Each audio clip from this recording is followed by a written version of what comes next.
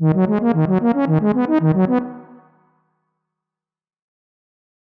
I think I've done this before with a couple of my videos in the past. I'm pretty sure the last one I actually did this with, what I just talked about the making of the video, was definitely an artist. That I think actually was a live stream. But then I just didn't really do that afterwards because I guess I just didn't really have anything to say. However, on this one, I feel like I feel like trying to do this again. Just talk about the making of some of my videos, because this one was strangely a difficult one to make. Let's just look at surface level shit for a second, because I'm recording this after doing what I'm calling, knock on wood, the final export. Because if I put this up onto YouTube and it gets like copyright claimed or whatever the fuck, then I'm kind of screwed at this point. More on that later, because that's also kind of why I want to do this video as well, because this I just want to talk about a problem that I have been having with some stuff that has kind of just reached the forefront of everything with this video. Nothing bad, it's not like, yeah, it's just a thing that I'm going to talk about with this. So, yeah, where do I begin?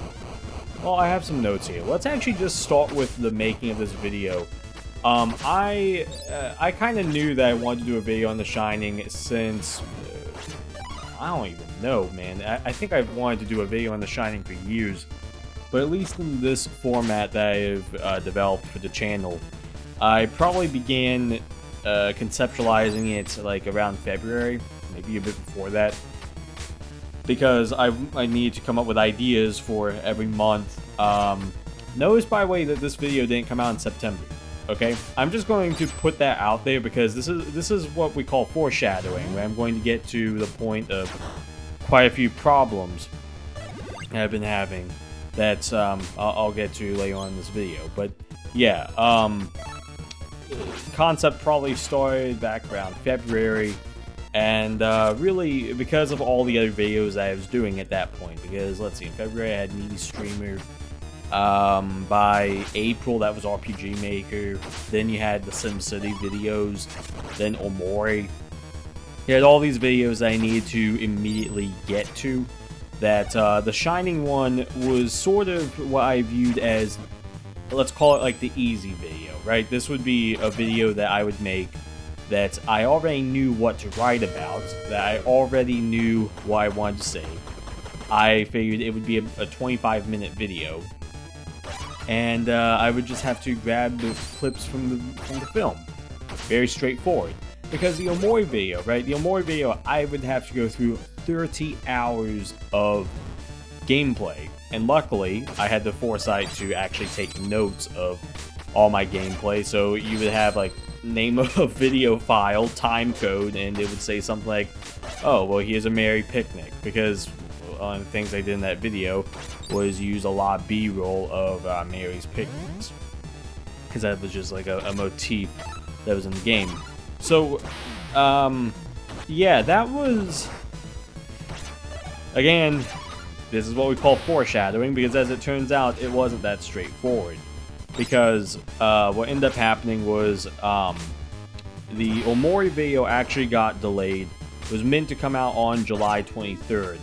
But due to things that were going on in my life at that time, that ended up taking precedence.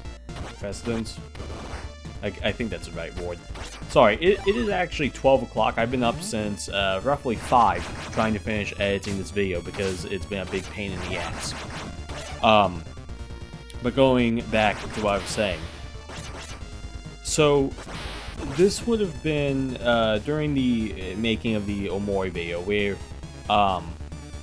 what ended up happening was I went on a trip, and I was trying to get the video done before that, and that wasn't going to happen.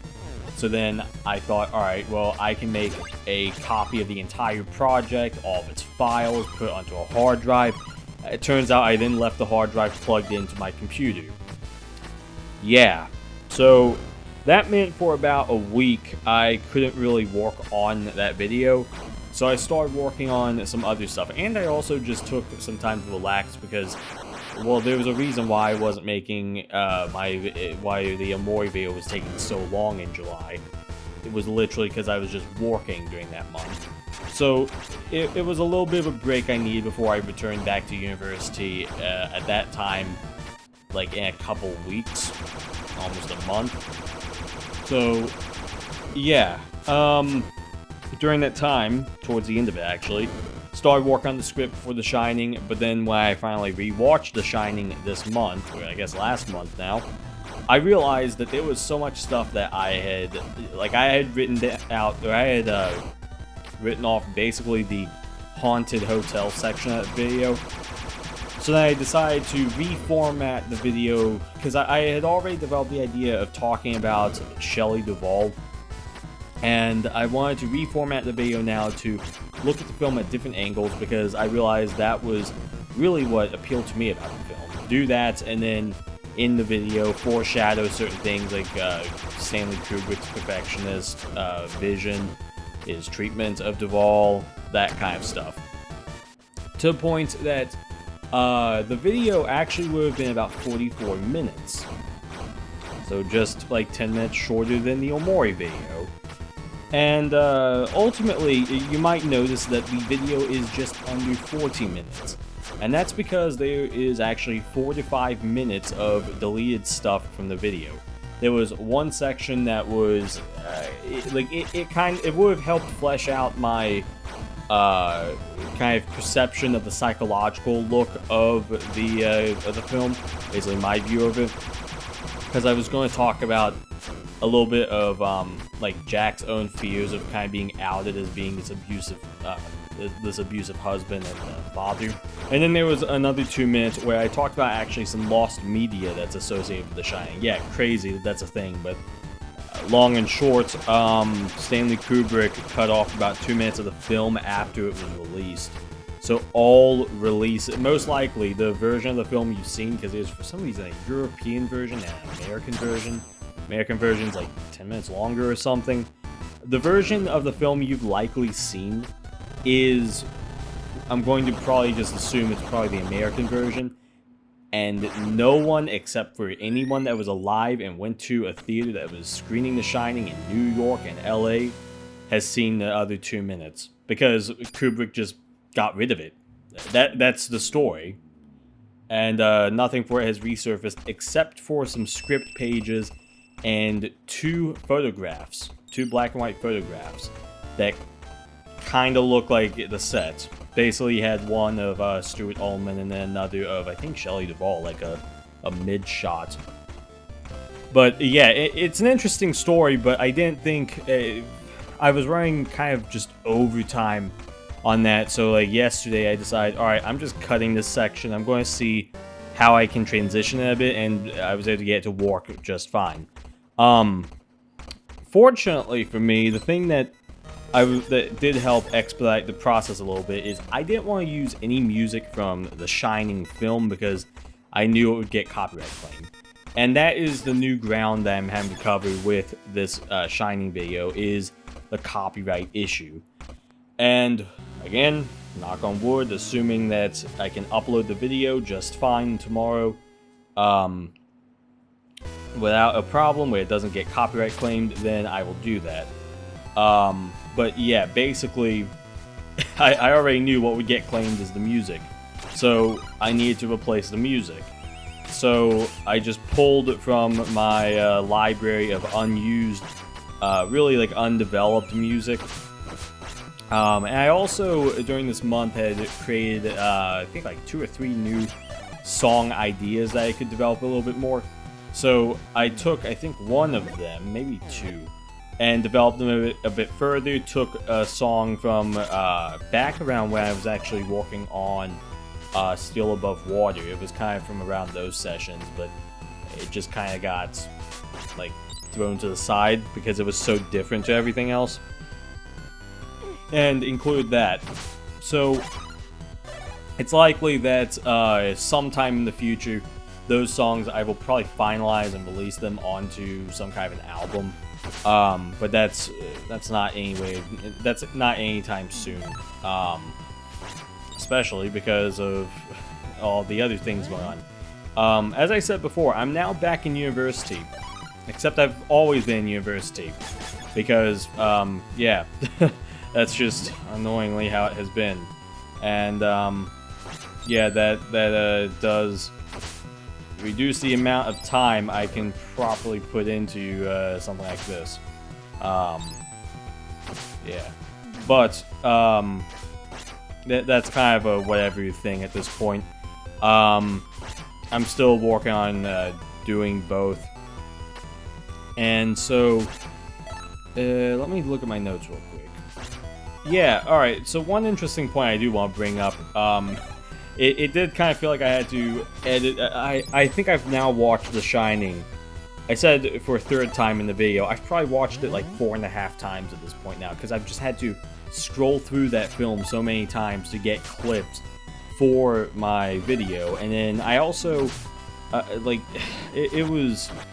I also, like, color graded them in an alternate way, because I wanted to see if maybe that would help reduce it getting caught by the content ID system, because the thing is, my video absolutely falls within the bounds of fair use. That's the thing. But YouTube's content ID system is notorious for being like, fair use? What's that? No, you just have these two similar looking images. So it's that stupid whole process that also slowed down this video so much. Like, if this video only needed, say...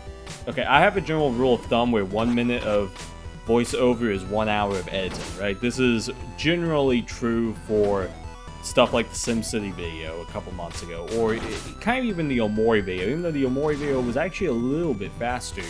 Probably closer to about 40 minutes for every minute. So that was actually incredible, being able to do that. But anyway, that's my general rule of thumb, because usually what will happen is there'll be things where it's like 1 minute in the video that just takes 4 hours to edit, because I'm doing some stupidly crazy thing with it. I need like some visual effect. I have to assemble that in Photoshop, or I have to assemble that in After Effects, or something like that. But then other stuff, like when it's just showing a montage of gameplay, typically that doesn't take as long. And especially now when there's certain things that I've just like figured out how to do. For instance, like nesting sequences within sequences. Like whenever I do the kind of split screen look where you have the two ongoing videos with the bar in the middle, yeah, that I've kind of figured out where I just know how to do that. And at least the way that I figured it out for what video did I do that? I think that actually was the SimCity video where I had to figure that out. But anyway, I'm getting off topic. Yeah, that's the general rule of thumb. But I knew with this video it wasn't going to be a 40-hour edit thing. Or at least I thought. Because, fuck man, it got close to that. It probably wasn't 40 hours, but it was probably 30. It was a stupid amount for this whole thing because of other issues as well. So now let me talk about how this is the most cursed video I have made yet. Because it's funny, doing a video about a film, about a hotel that's cursed, or about a man that kills someone, or all these different things. Basically just doing a video on a horror film. Because there's so much like folklore about like horror films, about theater, about all of that. For instance, how you can't say Macbeth if you're in the theater. Okay, you have to refer it, my understanding is you refer it as to like some euphemism, like the Scottish play, or there's like some other one that's kind of silly, but it doesn't matter. There's a lot of different things like that in like theater culture and movie culture as well. That it's just amazing that ends up happening to me with the first video that I cover a film in. And technically, I guess the first video I did about a film might have been that Megamind video I did with Mark, like back in 2019. That was so long ago now. Wow. Yeah, that was, but that, and then I guess also The Wall, kind of. even though that was more about the album. But in terms of, sorry, again, I'm super tired. In terms of just the current format video that I'm doing, this is the first video I've done about a film, and yeah, it is incredible how many problems I've had working on this. This is my computer has actually crashed more times than just Premiere itself. Because usually when I'm working on a video, like the Omori video, Omori video, working on that, sometimes what would happen is Premiere would lock up and it would crash. And sometimes I may have to then restart my computer. But it didn't usually crash my computer. You know, like blue screen or the thing turning off. What would instead happen is Premiere would just lock up, not respond, and then I'd have to kill it and restart it. No. What happened this time is blue screens of death. Multiple of them. Like just today alone, I think I had about 2 or 3, and I had like 2 or 3 more yesterday. And looking at the issue, I can isolate to my graphics card, okay? And like, here's the weird thing. Right now, the going pattern, I'll say, the going pattern for me encoding stuff, because usually, okay, going back a tiny bit, with my videos, I usually export early versions of them just to make sure certain things turn out well, because in the past what has happened is I've exported the whole 25-minute video, and there are problems with it. I have to go back in, fix them, and re-export, and it wastes time. Instead, what I do is I will say I finish like the first 5 or 15 sequences. Okay, put the 5 sequences together, export them. Because what will then happen is I can then see how it's coming along, I can then see how it's paced, instead of having like Premiere lagging a bit when you're just playing it through the preview monitor. I can actually see what it looks like. And at this point, also be able to still do editing, like, oh, okay, say this joke didn't land, I can cut that out. Say this audio is way too loud, I can reduce the volume on that. It's a very beneficial thing I've come to figure out that I just do now.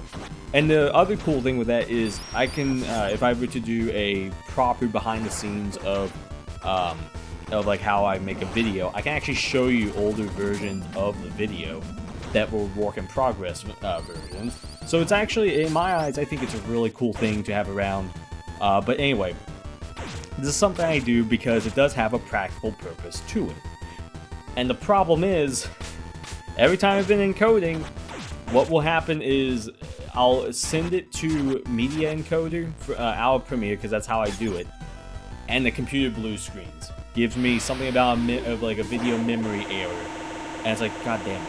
And then I start up the computer, and it takes, keep in mind, my computer, like, Windows is on an SSD, right? What will happen, and this has never happened to me before, unless the computer is, like, dying, is I will start the computer, and in, like, 20 seconds, it gets up to the login screen, so I log in. And then, if I don't log in quick enough, it'll take a while loading in the user profile where you get to the desktop. Otherwise, it'll take you to the desktop fairly quickly, and then it will just stall. Windows Explorer itself is unresponsive. None of the startup programs are going to boot up for like the next couple minutes. Like, you know how when you start up your computer, right? Like Discord or Spotify or Steam will immediately start up. Yeah, no, that doesn't happen until like 5 minutes later, sometimes 10 minutes later, I found, after these crashes. That's how bad they are. And I think, because looking at it, for some reason, one of my hard drives also just hits like 100% usage afterwards. And for reference, it's not the C drive, it is one of my hard drives that I just offload shit onto. It's not, nothing should really be calling to that hard drive really, but for some reason it's just at maximum I think it's, let me read. No, sorry, it's at like maximum write, like 140 megabytes or something is what it says, and I don't even know if mechanical drives can go that fast, because this hard drive is like it's like a 5400 RPM. It's not, it's like a very medium, mid to low level hard drive that just has quote unquote 8 terabytes, really 7.25 terabytes of space on it. So I don't know what the fuck is going on. Please, if anyone watching this does actually know what is going on, message me, okay? At ApsoProblem, or the comment section below this video. Please tell me what you think could be going on here, and I'll look into it. Because this is ridiculous. Because what I'm thinking is happening is, for point of reference, I have a 1060. And when I got that 1060, it was new. Like, that, it was new on the market. That is how old this computer is. And it's actually the computer I've had for the longest time out of all my computers. So, this thing, like, in my mind, I'm thinking this is around when you need to upgrade your computer. But I can't do that right now. Simply put. So, that's part of why I wanted to also say in this video, because just that's part of what has made this video so difficult to make. The one, The Shining, is that it feels like I'm killing my computer to make this video now. And it was honestly almost had that feeling to it back even during the Minecraft video when I was putting that out, because it was having to encode so much. It was pulling so many different things. There were things I was having to do to streamline that to try and make it run better. Like, I actually put the montage at the end of that in its own Premiere project, exported it, and then put that video in, instead of like putting all the screenshots into one project with everything else. Because I've also had problems where, like, Premiere projects will just corrupt, kind of. Not like they aren't readable, it's more like Premiere just doesn't know how the fuck to render its interface if the project gets too big. Or if the project is too small. Or if like, I've had projects that for some reason are, I don't know, like 50 megabytes that will not have a single problem with this UI bug that I found. But then projects are like 1 megabyte. Oh. Sorry, we can't render the timeline unless you, like, resize it a tiny bit. It is the dumbest fucking bug. So, it's... the other amazing thing that crashed my computer is, I think it was in the Needy Streamer video, it might have been part 2. There was a section I did where I talked about anime aesthetic and used that as, like, to briefly comment about a program called Waifu2X. Stupid name for the program. The program's actually pretty decent. It's used for upscaling stuff, because I use it because I think it's built off of, like, a neural engine or something. I think. So it's like a slightly better upscaling than just putting it into Photoshop and calling it a day. So I use this to upscale stuff, and there was a joke in my video that involved a certain book, and I needed a high-res cover of this book. Unfortunately, all I could find was like 200 by 150, which looks like ass, okay, in a 1440p video. So I wanted to upscale it. Now, I knew it was going to be like really rudimentary, but it didn't matter. I just needed something that didn't look pixelated, or it didn't look like it had a layer of Vaseline on it. It needed to at least be clear enough where you could see the wards and see who it was for the visual thing. For legal reasons, no, there was absolutely no relation between the visuals on screen and voiceover in that part of the video.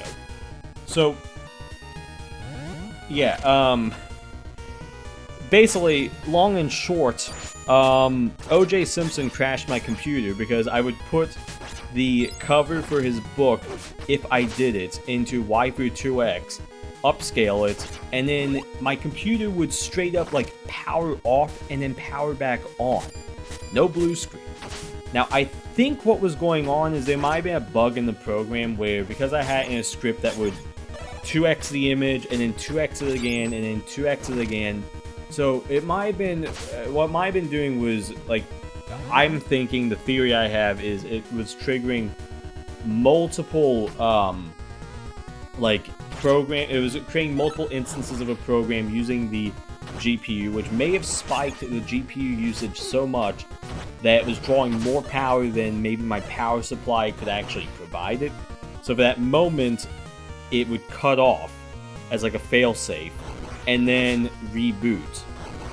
But every time it would do that, it had that same issue where the computer would take like 10 minutes where I would go from logging in to, hey, I can finally interact with my computer. Besides just moving the mouse around. Cause yeah, seriously, when it crashes, I can't, like, I can spam start, and it's not gonna open up the start menu. I can open up the task manager, okay? But I can't use Explorer. I might be able to use Firefox at that point. I'm not even too sure. Okay, I want to interject this into the video just for a moment. This is an update to what I have found with my computer. So I restarted my computer. I turned it off and then I turned it back on. I made sure to do that because I wanted to have a proper shutdown of my computer where it didn't crash. I wanted to just have everything shut down normally because maybe that was causing a problem. Well, when I started back up, it was the normal thing of 20 seconds to get to the login screen. I log in, and then some stuff was actually showing up on the computer fairly quickly, like Steam opened up as an example, or Discord.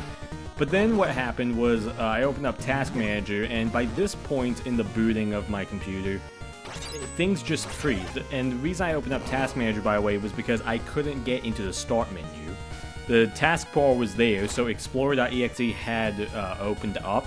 However, I couldn't open up the start menu. I was clicking on it, I was hitting the Windows key, nothing. So I checked disk usage, and my external drive was at 100% again. So the active time on the hard drive is at 100%. I decided to open up the resource monitor because I was able to do that. And sure enough, I was able to figure out what program was using the hard drive so much, what was writing to it so much. And it was a program called smss.exe. Now this program, I then looked into it, and turns out this program is a Windows program. It's, I think, the Windows Session Manager or something. And basically what it would normally be doing is activating Explorer, activating like all the programs you need on Windows for Windows to work when you log into the computer. So it's a normal program, but it's writing 100 megabytes per second onto an external hard drive. Not the C drive, okay? But the external drive. No fucking clue, man. So yeah, I just wanted to add this in here because I'm still confused. I still don't know what's going on, but I figured I'd at least clarify that this isn't only because of the computer crashing. This is just, I guess, how my computer is now. These are all things that shouldn't be happening, because these aren't things that should be ever happening on your computer. And that's the problem, is the fact that these are happening. So while I'm trying to figure this out, while I'm also trying to get this video out, while I'm also trying to even edit, editing has gotten slower while working on this because I guess the computer is just struggling to now handle some stuff. It's been bad, man. It has been bad trying to get this video out, and that's why I'm really hoping that copyright isn't going to be a problem at this point now. That I can get this onto YouTube.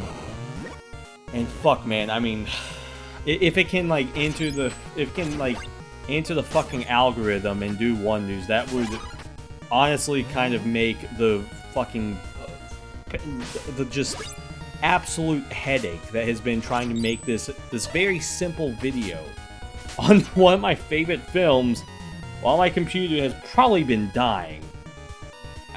It would make it maybe worth it. Except I still have a computer that is fucking, I don't even know, man. The comparison I've made when talking to some friends is that it's kind of like you're driving a car that you can still use it so long as the engine starts. That's what it's starting to feel like, where you are well aware that the air compressor for the AC isn't working. The air compressor for the Jesus Christ, bro. You know what I mean, where there are certain things about where you know that they either will work or they might not, or they definitely don't. But hey, as long as the engine can turn on, and you can get out of park and start going into first gear, second gear, so on, then it's a car that works. That's kind of where I am right now with this thing, where I see all the signs. I see the fucking check engine light. At least that's how it feels. And yeah, I mean, at this point, at this point, the problem for me is I kind of have to upgrade the computer. I have no intentions of just getting like a 1080. I would preferably want to get something in the 40 series at this point, ideally a 4090, but those things are really, really expensive. I mean, they aren't even out yet. They come out in, what, like, a bit over a week? And then they're probably going to get scalped, and then...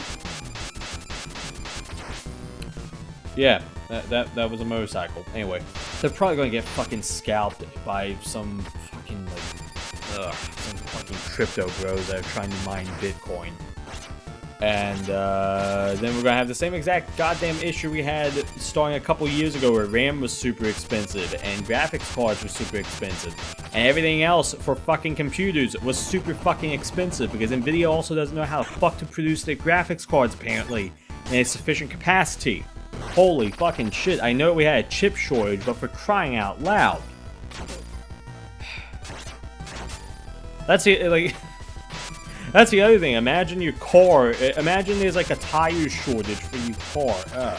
I mean, you know what? There probably was, honestly. But I'm. This is probably why I shouldn't have just ranted about my computer on here, because this is not what the video is supposed to be about. The video is supposed to just be about me talking about the video. And honestly, with this video, I want this to be almost a video that is like a transition in the Absolute Problem channel. Because I do want to still do videos on games. I still plan on doing that, okay? But I want to not be stuck with my channel as only looking at video games. I want to be able to... I want to be able to look at almost any bit of media that I have an interest in, that I am passionate enough to talk about. And that's, especially with film, that is something that I want to talk about more with this channel, but I'm going to have to do it sparingly because of the copyright issue on YouTube with the Content ID system, where it really...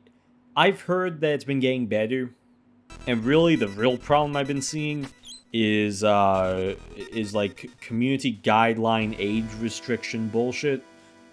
Recently, even though I haven't looked too much into it, I plan to though, because he's actually someone I watch and quite like his videos.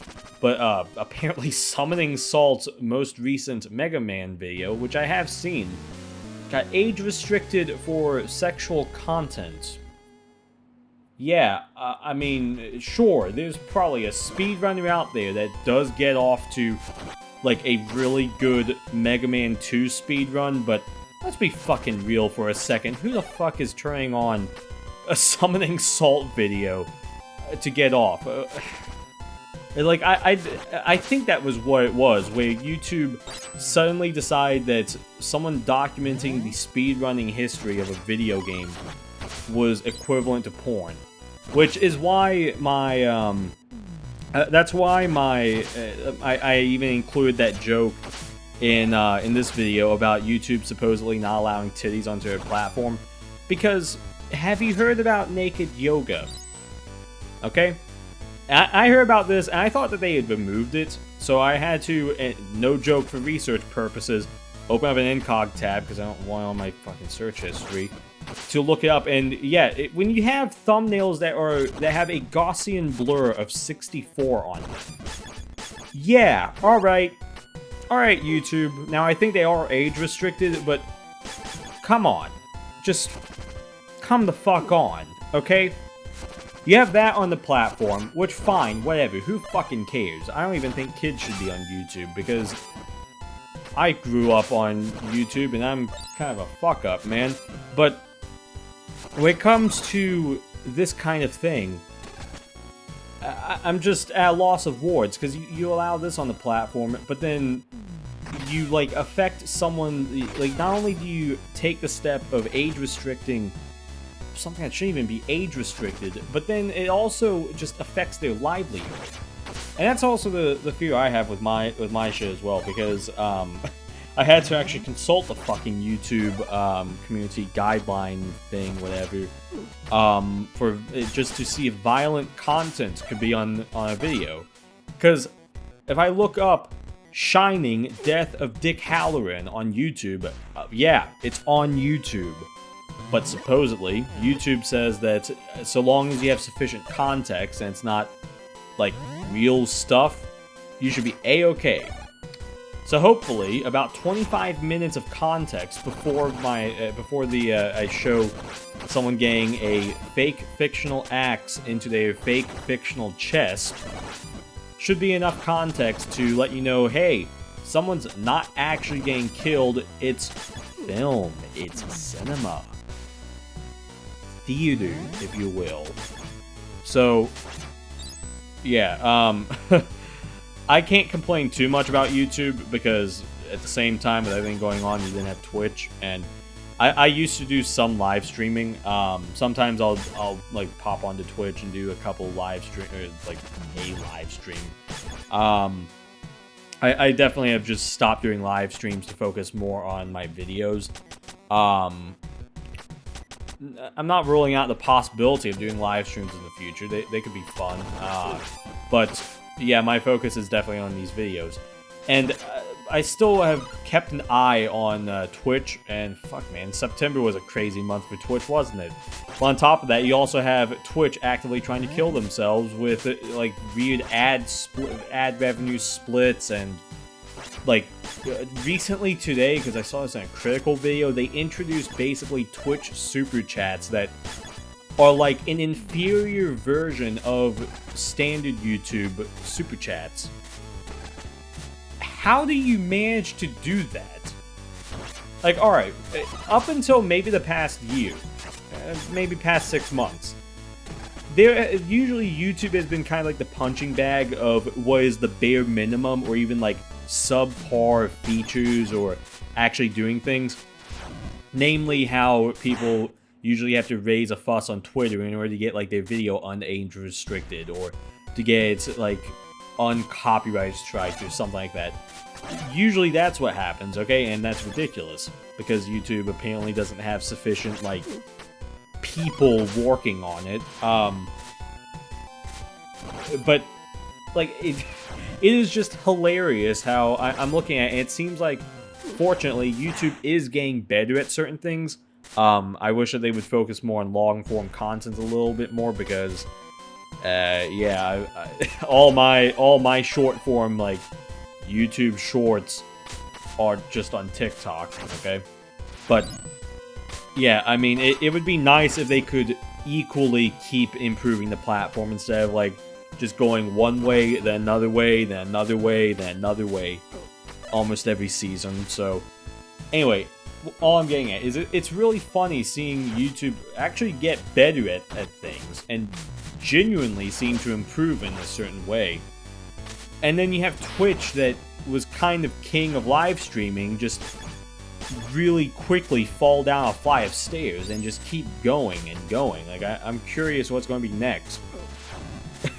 It was already kind of a bad sign when I think I heard that they were announcing like, oh yeah, we no longer have the exclusivity clause in our contracts or whatever. And I'm like, okay, so you are just letting go of streamers at this point, because I'm pretty sure that there's going to be quite a few that are going to definitely just move on to like YouTube. Honestly, I know this is no longer about the Shining video, but just my outlook is I honestly wouldn't be surprised if, based on how everything is going, I wouldn't be surprised if by like the end of the year, Jerma985 is just streaming on YouTube. And that is going to be interesting. Now, I've only recently been watching Jerma, okay? And I don't know why I have have taken so long to actually watch Jerma. I've known about him for years, and like one of the funniest videos I think I've seen is one of his, and this was years ago, okay? But one of the things I've been well aware of is he has been streaming on Twitch for like years, just for so long. Like I remember back when I used to watch, I think it was Vinesauce. Like there was a collaboration between Vinesauce and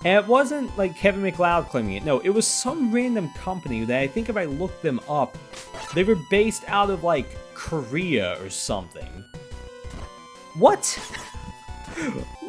What? Because I'm pretty sure that the guy that did In the Hall of the Mountain King, first off, was like German, okay, or maybe Russian actually. I don't know. But either way, like his shit's in the public domain. He died in 1907. I looked it up for the tweet. He died in 1907, so even in the United States, his work is public domain.